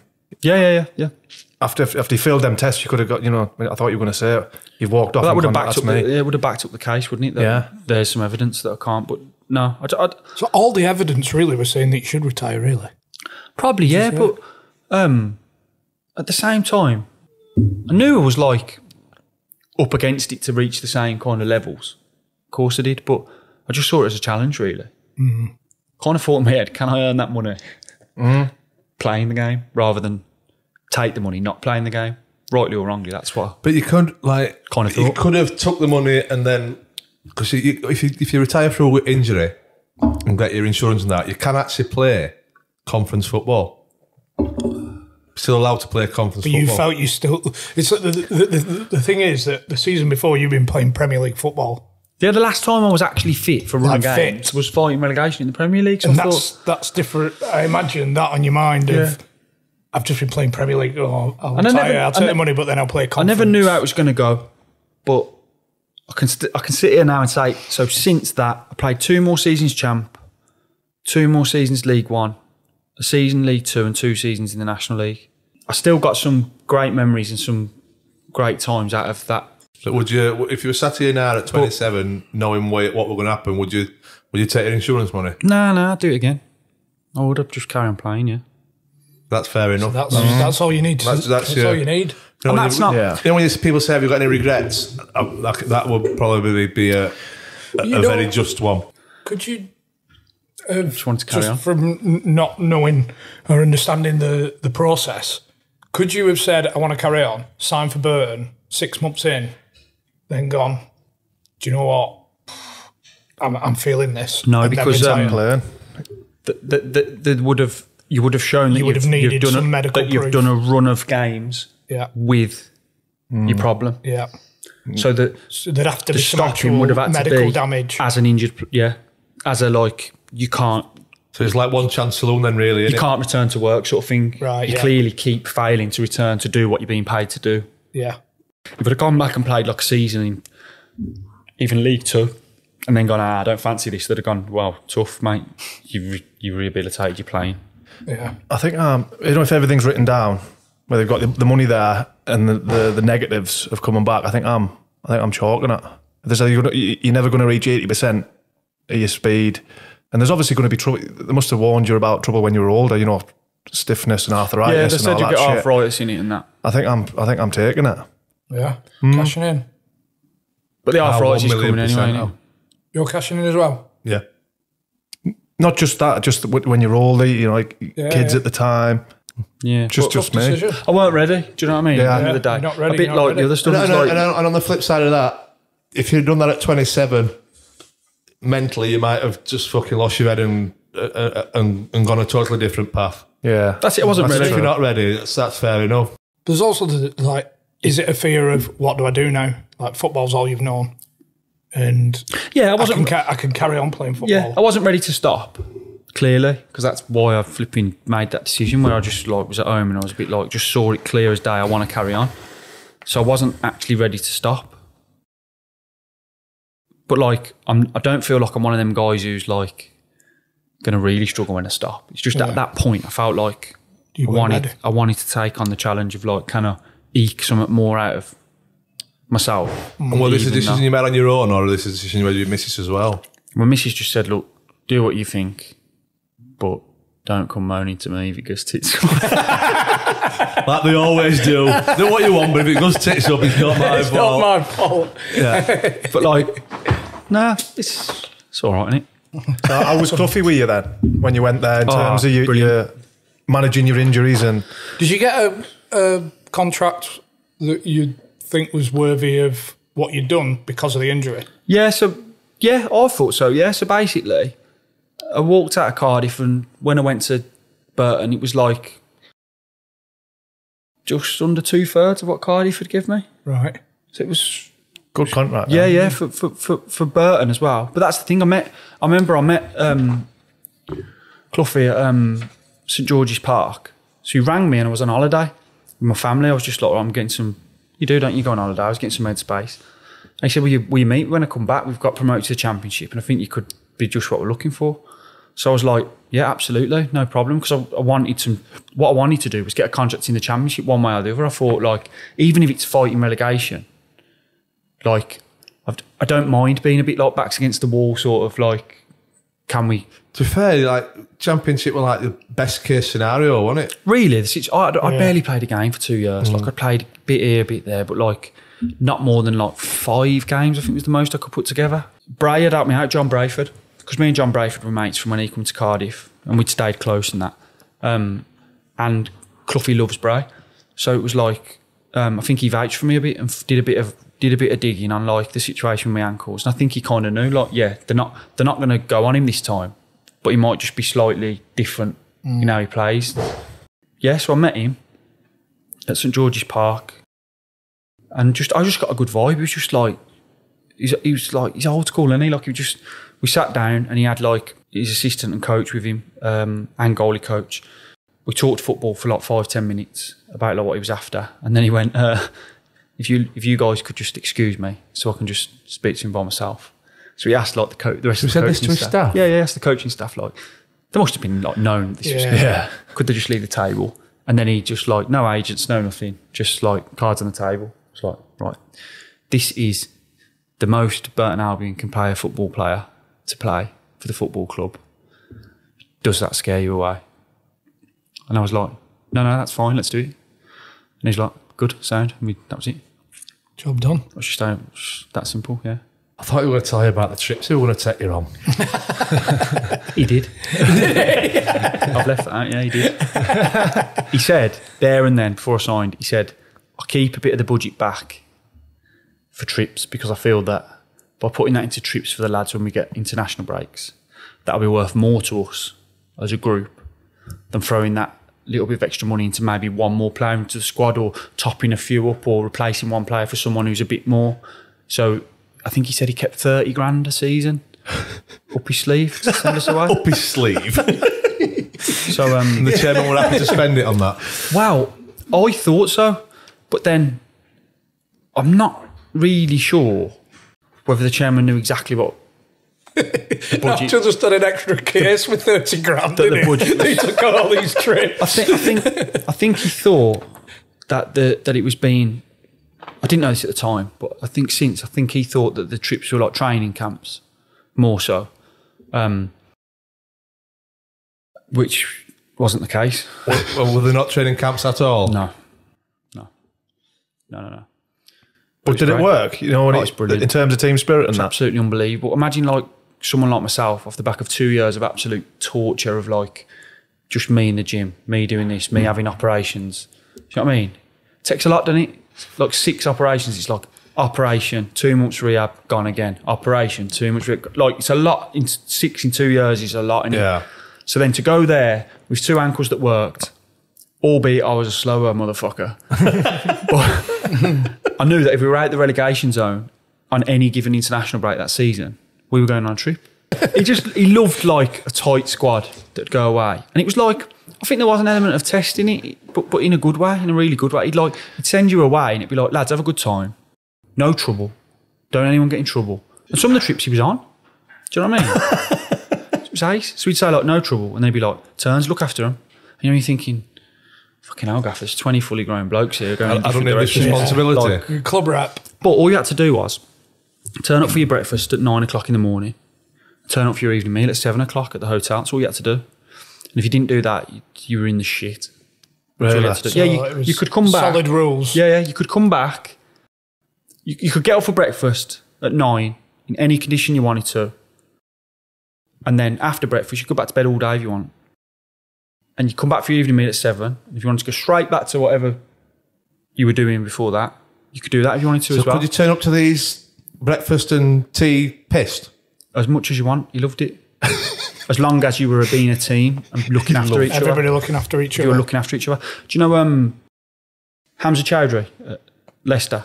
Yeah.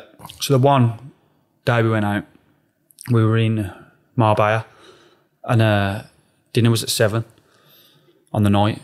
And we know the rules. It's a big problem if you don't make it. Do you know what I mean? Yeah. It's not a slap on the hand. It's not a Keith Alexander. Do you know what I mean? Yeah. It's a fucking career-threatening Sent problem. home, maybe. Career threat. Would he send you home? He wouldn't send you home from the trip, but like you wouldn't play. You know what I mean? Right. Done. If you can't go away with your mates, have a good time, but make the 2 times of the day. It's like 2 times of the day that I'm asking you to be there, sit down and eat together. Fair enough, really. Yeah. Like, it's a big problem. So he's not fine. bothered if your head's in your pasta, this- slavering. So we went out. Hamza was absolutely off his nut drunk, right? Like, couldn't put one leg in front of the other. So Chris O'Grady, big strong Chris, he's like carried him into the buffet on his shoulders, like fireman's carried him, just flopped him in his chair. Hamza's like immediately asleep at the table in front of him. But you knew to the gaffer that was a victory. Because you do it as a team. He was made like- sure his teammates were there. They never left him. No man left behind. They made Not sure- even for the Buffy car. They made sure brilliant. he followed my rules. Do you know what I mean? Actually, Can kind of see- I think that's brilliant. 100%, I do. Yeah. It was superb, honestly. Like I say to any of the lads, if you ever get a chance to go and play for him, it's an experience, but it's a brilliant one for me. So That's like, tremendous. That's like, are you there? You know, like when you're in the hotels, are you there as Burton Football Club, or are you just there as 20 lads? You know what I mean? We normally No, think. we're Burton, and like we have to. So do the staff know We're that? Burton, we're Do the Barney, staff we're know on. that's your midfielder who's just been carried in and is asleep over his meal? Yeah. Do you know what I mean? Like you're representing the club and all that. Yeah, we're not turned up as like random blokes. We have turned up as the football club. Do you know what I mean? So they know that he's part of the football club. That was just what he did. He loved it. Like he sent us some of the places we went. It was unbelievable. So we went like Marbella, Abu Dhabi, Miami, Tenerife, back to Marbella. Fucking hell. That's one season. But we pissed staying up. Do you know what I mean? 4,000 max capacity. We're Burton Albion in the Championship. We stayed up. We were never in the relegation zone. So he's not far wrong then, is he, about we keeping that budget away? We all did our job. Happy as Larry. Like, if you did well for him, it was just absolutely super. Isn't it like what are like what all the lads' missus saying? Are you just sorry, love, it's work. Well, you know. But then on the flip of that, the international break, if you imagine, it's a 9-day club shutter, and it's a 4-day trip, and then it's like 5 days with your family before you start again on the Monday. Do you know what I mean? So he's keeping them sweet as well. So everyone's winning, aren't they? Really, Especially your lads. It's like, it was brilliant. And I think it's a great ethos, me. I really do. I think it's a fantastic mindset. But then, like, on the flip of it, like, again, like old school, if you're not producing, he's hard on you, like, and that's everyone. It wasn't just hard on, like, flipping heck. He had me off a few times. You know what I mean? Like, where he'd like make an example because you're one of the senior boys. It wasn't just like. Did you play much Bywater? Yeah. And obviously everyone hears all the stories about Stevie and some of the cracker stuff he does. But like, real good guy as well. On the flip of it, like I've heard some other lads like say about like when his neighbour and trying to sell the house and he made a big sex parade on the front drive and put wind chimes in the trees right by the windows and all this kind of stuff over it. But like, real good guy. But like, so Jesus man, Stevie wouldn't be late. He was like prepared for everything. Do you know what I mean? He had stuff in his car where he could survive like a fucking war. Is he a proper prepper? We've heard like this. he's prepped. Yeah. Like tins of beans in the glove box, fuel. Hand in the glove box, beans. Yeah, because you never know, do you? But like, what a guy! He's a quirky guy, but a good guy. Yeah. Like he could hear stories about his past. I think, Jesus Christ. But like, Stevie was at my wedding. And then like, I woke up the day after my wedding and my mum was like, what a lovely man Steve, isn't he? That kind of thing. Like, just like, yeah, I just always They're got always that like side that of though, the mad ones. They're always good with mums. But like, yeah.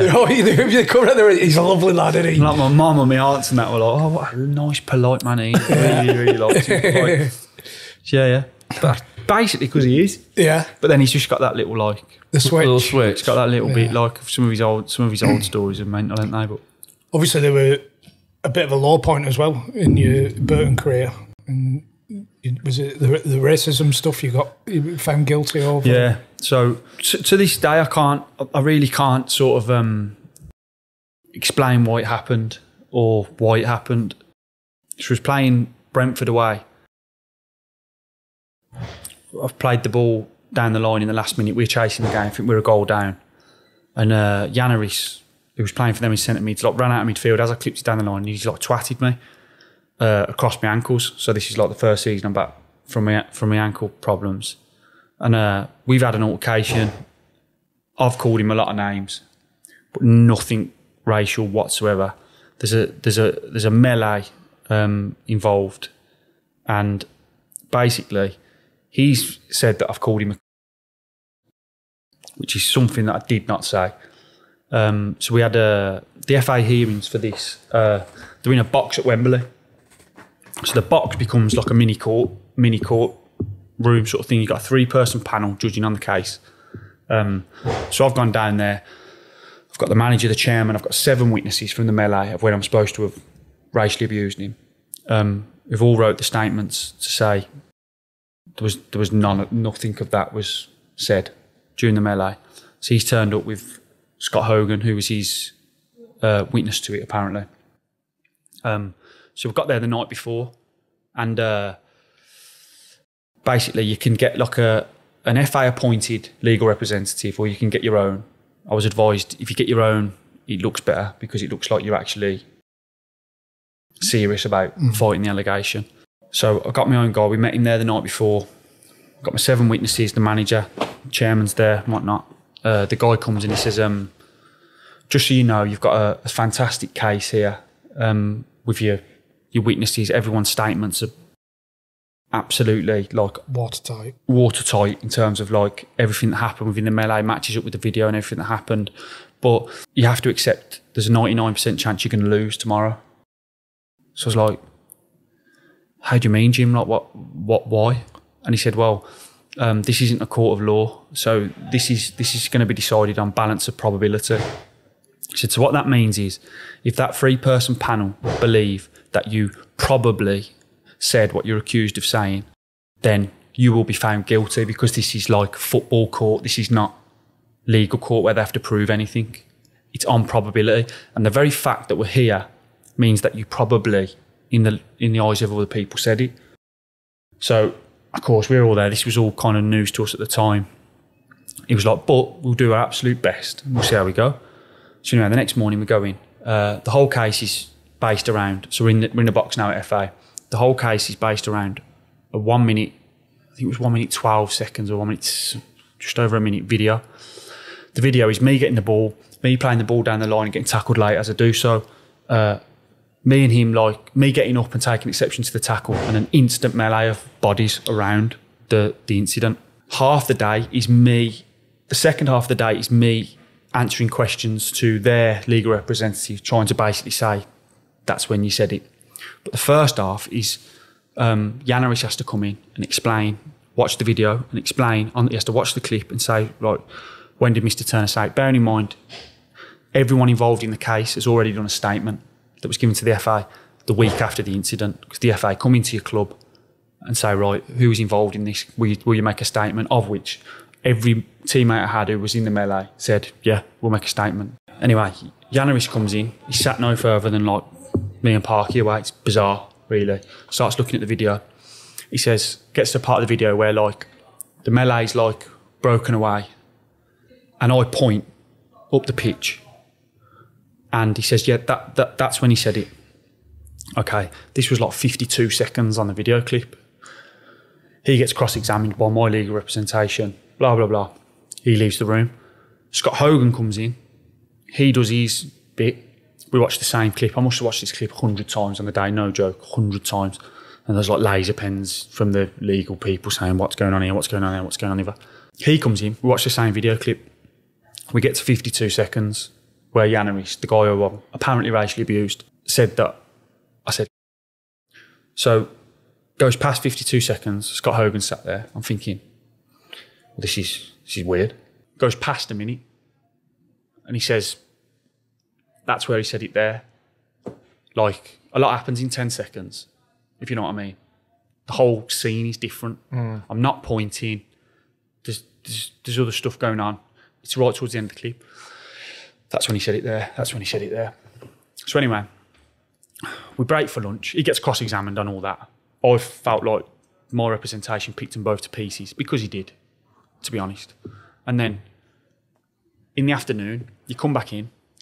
The 3-person panel tell me that Nico Janaris's evidence that he's given today is unreliable and not consistent with the statement that he made in his statement the week after the event at his football club, the written statement that he wrote, checked, signed off. So his evidence will now be dismissed, moved on, and we will carry on into the afternoon based on Scott Hogan's testimony. Even though he's the one who's accusing you, yeah, and then his evidence is being thrown out. So what he wrote on his statement the week after, and what he told his football club after the incident, he then came to Wembley and said something different based on facts. And you can check all of that on the FA's archives. They have to keep archives of it all. And like, it's bonkers. So we carry on then. The guy who's accused me of saying it, you're not reliable enough. Your evidence isn't consistent with your statement. Get out of here. But we'll carry on with his mate, Scott Hogan, who has said the same thing as that was said on the statement, but it's a different thing to what Janaris has said, right? Then we do the afternoon. We do the whole thing, get to the end. Invariably, what my guide said to me the night before happens. On this occasion, on the balance of probability, we're going to find you guilty. This must be like mind-blowing. Mind-blowing. Speechless. Like, honestly, obviously to be racially abused or discriminated against must be awful, must be horrible. But I can say from experience, to be wrongly accused of doing that and having all that comes with that, with your reputation and the way people look at you and stuff like that, I can say that's also horrible from experience. I've never been racially abused, but I know what the other side feels like, and I don't know what the motives are, and I don't know whether it was a mishearing or what. I really, really do not know. Did you try, or were you allowed to speak to him after? No. The mad thing was, the very next Christmas do, so I got a 5-game ban, 12 grand fine. So the ban started at the start of the next season. This was our second season in the Championship as Burton. So I missed the first 5 games. And we went down that season by a point. And I wish I'd had them extra 5 games to try and contribute to that 1 point we needed. Do you know what I mean? For something I didn't do. But you didn't have the opportunity to say to him, listen, mate, I called you a cunt. And if it's a mishearing or whatever for the racial side of stuff. Are you on about before it even goes to the thing? Before it gets to that People point. tried to reach out to the lads at Brentford, but it kind of came back that he keeps himself to himself. There's not really much I can do. It's mental. And it does affect you because you're doing school run and like the other parents know that you're a football player and you don't know who's Googling what and stuff like that. Yeah. And then ex-teammates and stuff like that. Do you know what I mean? Who might be like, really? Him? He must have, sort of thing. But like... Do you feel like you have to explain the situation to new teammates and stuff? No. I wouldn't have felt like you had to, just to set the record straight so that people aren't I obviously wouldn't making mention presumptions. it, but like at the same time, I wouldn't mention it in day-to-day basis. But at the same time, if anyone asks me anything about the whole thing, anything about it, I'm also very comfortable in talking because I know it's the truth. Do you know what I mean? Like, yeah, no, I know the truth, so it's like, and as long as like I know the truth and the people closest to me know the truth, and my teammates on the day and that season know the truth, you're happy with that? But I have to take that. Yeah, not happy, but you're content. I can't. I think if it was me, any time that I was with new people, I'd feel the need to. Yeah, it would be playing on my mind to put the record down of. Do you know what? I'm not a racist. I'm not. That isn't the thing is, because people make presumptions, don't they? I do think to myself as well. It's like I'm not like, yeah, I'm a football player, but I'm not a big name football player. So it's not like everyone who sees me is going to even be aware of it. So I can take some comfort in that. But the bit where it gets a bit uncomfortable is like people who do know about it, and you feel like, do I need to justify myself to that person? But then I've had some old teammates who've like reached out to me and supported me. That I appreciate. Do you know what I mean? Where it's like, I had a lot at the time where I was like, oh, you didn't have to do that. I appreciate your message, sort of thing. But it's like, I do. It does have an effect on you. It's hard to. It's one of them things, isn't it? Where if you haven't been in that situation, it's hard to explain how it affects your life. But and like I say, I'm one of them guys. You just get on with things, don't you? Yeah. What can you do now? It's out. Like, you've got to get on with it. But to say it didn't affect me at the time would be like lies. Like, it did affect me. It's kind of gone now in terms of that. But like, you'd see someone in the next 12, 18 months, and you think, are they thinking of that? Yeah. Yeah. And you might just be stood there like having a beer or seeing someone you went to see for a while or whatever, and you do. It's only natural. So you're time to leave Burton, Mansfield, Notts County. Yep. Are you just at the point now where you just like hanging on, playing to keep playing as such? Yeah, just trying to like playing. Obviously, non-league, it's a different experience.